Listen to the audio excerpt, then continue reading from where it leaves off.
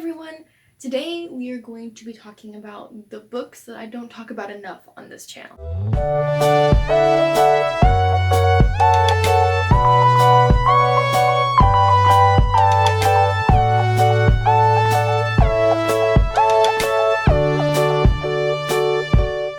So as you know, I talk about a lot of different books, but there are a lot of books that I really love that I never really talk about here. So I wanted to give those books their time and talk about them and let you guys know about some books that you might be interested in reading. So the first book is The Effort List by Julie Halpern. I read this book a couple summers ago. It is about a girl whose best friend was diagnosed with cancer, and even though there's a good chance that she is going to survive it, her best friend has this bucket list, or the effort list, as she likes to call it, where she has all these crazy things that she wants to do. And so since she has cancer and she's sick and can't really leave her house, she makes her best friend do it.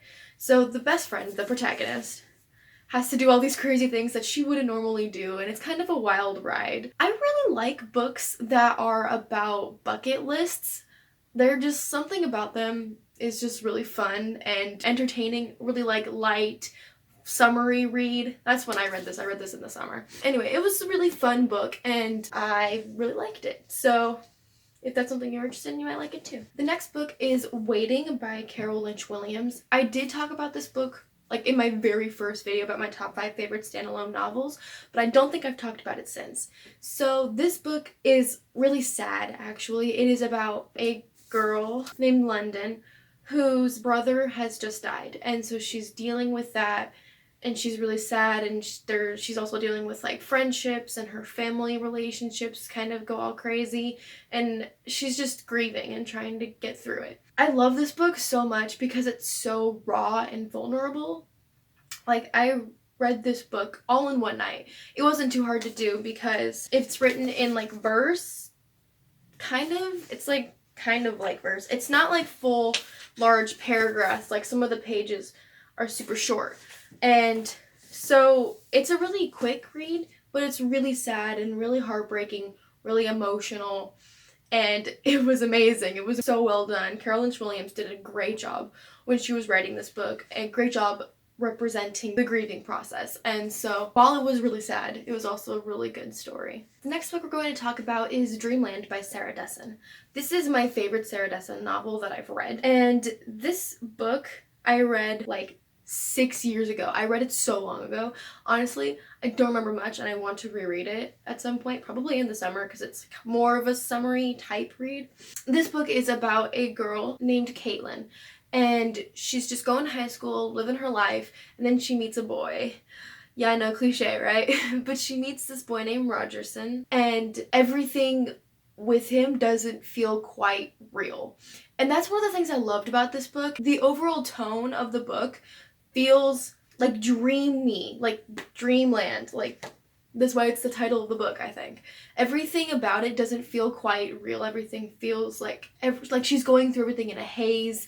It doesn't feel like your standard book. And that's what I really enjoyed about this one. There is a little bit of drug abuse in this book, so be aware of that before you jump into it.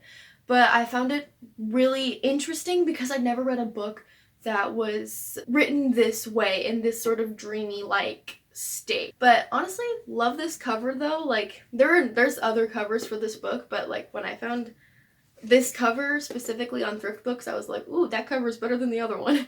So yeah, this cover is really cute, I think. The next book I'm going to be talking about is The Outsiders by S.E. Hinton. This actually kind of just encompasses every S.E. Hinton book. I've read every single book that she's written. I love her books. But The Outsiders is what sparked my love of S.E. Hinton's writing, and actually the 60s sort of era gang type style of literature. I actually watched the movie first. I came over to my cousin's house and she was watching it. I started halfway through and I was like really confused, and then I asked her to watch it again a different day, and we watched the whole thing, and I fell in love with the style, the way that the gangs worked back then, and the like greasers versus socias. That was like really fun for me to experience.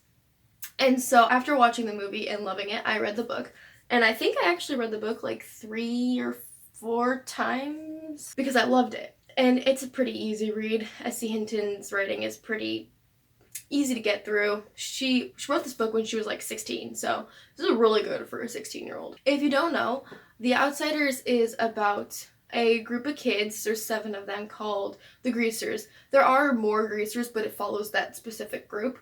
Specifically, the main character's name is Ponyboy, and he doesn't have quite the best relationship with his brothers, and he's just trying to get through it. He's only 14, just trying to get through high school. So there's the Greasers, and then there's also this rival gang called the Socias. So the Socias are like the rich kids. They're like stuck up, and they hate the Greasers, and the two gangs clash. And then there's a really big event that happens towards the beginning of the book that sort of sets the tone and sets up all of the aftermath of the book. So that one event like changes everything, basically. So I don't want to tell you what it is because I don't want to spoil it. S.E. Hinton also has a couple of other books, Rumblefish being another one that I really enjoyed. Again, all of her books have that similar, like, not necessarily Greasers, but like that sort of vibe, I guess you could say.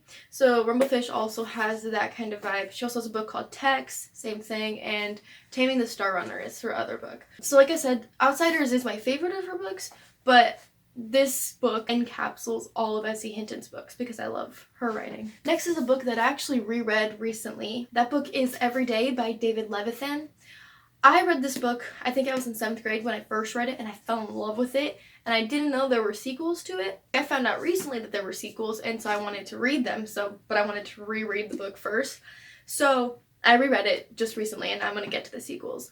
But if you didn't know, this book, it does have a movie adaptation, which is, it's alright, it's not great. This book is about a person named A who wakes up in a different body every day. And he doesn't really have a gender, never gets to stay in a body for longer than a day.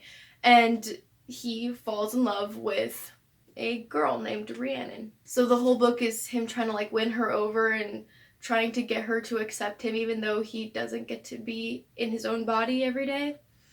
And so that's kind of the plot of this book. And I think that there is another book called Someday, I think, and that is this book, but from the point of view of Rhiannon. So I think that would be really interesting. This was a really interesting book with an interesting plot line that I never would have thought of. It's very unique and different. And honestly, I was hesitant to put this book on this list because if you didn't know, last semester I did a research paper on the genre new adult, arguing that it should be considered a real genre again. And if you want to hear like all of my stuff about it, I made a rant video about it a couple months ago. When I was researching, I found an article and David Levithan was quoted saying that he didn't think that new adult should be a thing and he didn't find the reason for it. And so like, I kind of don't like him anymore because of that, I guess. I don't know, but his rating is really good, so I put this book on here because I did really like the book, not necessarily the author. The next book, or books I should say, is a series called Michael Vey. I have a couple of the books at home. I don't have any of them here, but there are 7 books total in the series, and I have read them all. So the Michael Vey series is about this group of kids who have electric powers, and it does explain how they get those powers. And so there's a group of friends, Michael and his friend Austin, and then Taylor, a couple of other people called the Electro Clan, that's what they call themselves. And then there's this guy, Dr. Hatch, who has control over some of the other electric kids, and he's like evil, he's the bad guy. And he kind of uses their powers in negative ways. And so Michael and the Electro Clan are trying to take down Dr. Hatch and the other electrical kids who are not being good with their powers. And so there's 7 books, and so every book there's a different battle, and there's different settings, the plot advances, that kind of thing. And I really enjoyed these books. I think when I read the first book, the first time I read it in like a day, because it was a really easy read, and it was really like entertaining, like, oh my gosh, I can't wait to see what happens next, that kind of thing. So I really enjoyed. So that's just a book series that I feel like I don't talk about enough, that I do really enjoy. I think that the book series is more of a middle grade, on that border from middle grade to young adult. It doesn't really have that many young adult themes, but it's still really fun. The next book I'm going to be talking about is Our Chemical Hearts by Crystal Sutherland. I read this book on audiobook about a year ago, I want to say. I found it quite enjoyable. I just had seen it on my Libby feed, like of just like suggested books on my audiobook app, and I was like, ooh, the cover is pretty, and so I added it, and not even knowing anything about it. But I listened to it and I was surprisingly enjoying it. It is about a boy named Henry who just goes to a school, lives his life, and then a girl named Grace moves to his school, and there is a little bit of insta-love between the two, and usually I don't like insta-love, but I was able to look over it for this book. They start working on the school newspaper together, and they do interviews and that type of thing with the school newspaper. But Grace has a sort of dark background, sort of mysterious. Something happened in her life, and Henry just really wants to know what that is. And so it's him trying to win her over and trying to figure out what happened to her, but also a cute romance, but also more of a bittersweet romance. It's not like all sunshine and rainbows. There's lots of really sad things that we learn about. That's why I enjoyed it so much, because it wasn't your classic like, and they lived happily ever after type of ending. Like, there was some concession between the two characters. Like, everything wasn't allowed to be great and happy at the ending, and I really enjoyed that aspect because it's more unique than your typical happy ending. So that's why I think I really enjoyed this one. And I haven't reread it yet physically, but I really want to, which is part of the reason why I bought the book.